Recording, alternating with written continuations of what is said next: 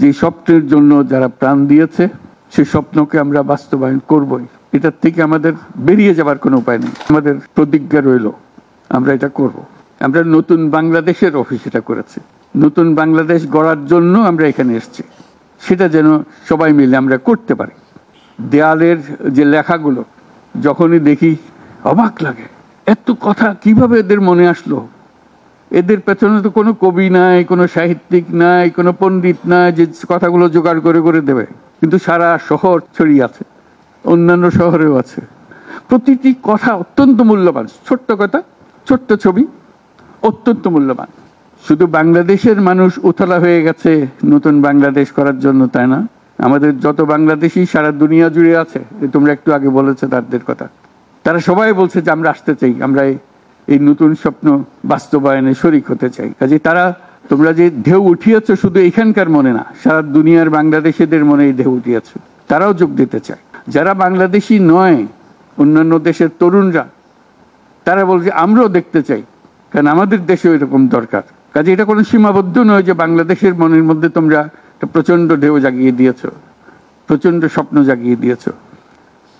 তোমরা সারা পৃথিবীর তরুণকে জাগিয়ে দিয়েছ যে এই তরুণদের হাতেই সৃষ্টি হবে নতুন পৃথিবী। কাজেই তোমরা যেটা করলা সেটারই একটা সূত্রপাত, তরুণদেরকে দিয়েই নতুন পৃথিবীর সূত্রপাত। এটা শুধু নতুন বাংলাদেশের সূত্রপাত না, এটাই নতুন বাংলাদেশের মাধ্যমে নতুন পৃথিবীর সূত্রপাত করছো তোমরা। তোমরা ইতিহাস। আজকে মনে হচ্ছে সাধারণ কয়েকজন তরুণ সামনে বসে আছে, কিছুদিন পরে এই সাধারণরাই অসাধারণ হিসেবে পৃথিবীব্যাপী স্বীকৃত হবে, যেহেতু তোমরা অসাধারণ কাজ করেছো। সেই কাজে যেন বিরতি না আসে, এটাই হলো আমাদের প্রতিজ্ঞা, যে আমরা যেন করতে পারি। আমার একটা প্রস্তাব থাকবে নাহিদ, আসিফ, তোমাদের সবাইকে, অন্তত মাসে একটা করে চিঠি লিখো আমাদের কাছে। শুধু স্মরণ করিয়ে দেওয়ার জন্য এটা বাকি রয়ে গেল, এটা ঠিক হলো না। কারণ আমরা হয়তো অনেক সময় মাথার থেকে ছুটে যাবে, যেহেতু তোমরা যেভাবে দেখে এসছো আমরা সেভাবে দেখতে জানি না। সেই জানানটা দেওয়ার জন্য আমাদেরকে গুঁতো দিতে হবে, স্মরণ করিয়ে দিতে হবে, যাতে করে আমরা এটার থেকে বিচ্যুত হয়ে যেতে না পারি। এটা তোমাদের দায়িত্ব, কারণ যে পথে রওনা করে দিয়েছ সেটার রূপরেখা তোমাদের কাছে পরিষ্কার। আমরা হয়তো কিছুটা বুঝেছি, কিছুটা অন্যভাবে বুঝেছি, এরকম যেন না হয়। তোমাদের ঠিকভাবে যে স্বপ্ন তোমরা দেখেছ সেই স্বপ্নটা যেন আমরা আমাদের সাধ্যমতো রূপ দিতে পারি। বহু লোক বসে আছে যারা এই দুঃস্বপ্ন থেকে আমরা জেগে ওঠার কারণে তারা দিশেহারা হয়ে গেছে। একদিন চুপচাপ শুয়ে শুয়ে দুঃস্বপ্নের মধ্যে এরা ছিল, দুঃস্বপ্ন দেখছিল, আমরা শান্ত আনন্দ সহকারে লুটপাট করে যাচ্ছিলাম, হঠাৎ করে গোলমাল হয়ে গেল।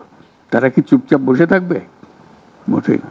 খুব চেষ্টা করবে আবার তোমাদেরকে দুঃস্বপ্নের মধ্যে যাতে ঢুকিয়ে দেওয়া যায়, তারা শান্তমতে আবার শান্তিতে আবার তাদের রাজত্ব চালাতে পারে। তারা চেষ্টার ত্রুটি করবে না। কাজে যে কাজ শুরু করেছো এই কাজ সমাপ্ত না হওয়া পর্যন্ত এর থেকে বেরিয়ে যেও না। বাংলাদেশের জন্ম থেকে আজ পর্যন্ত এই সুযোগ আর আসে নাই, যে সুযোগ তোমরা আমাদের হাতে তুলে দিলে। এই সুযোগ যেন হাতছাড়া না হয়। এই সুযোগ হাতছাড়া হলে বাংলাদেশের আর কোনো ভবিষ্যৎ থাকবে না।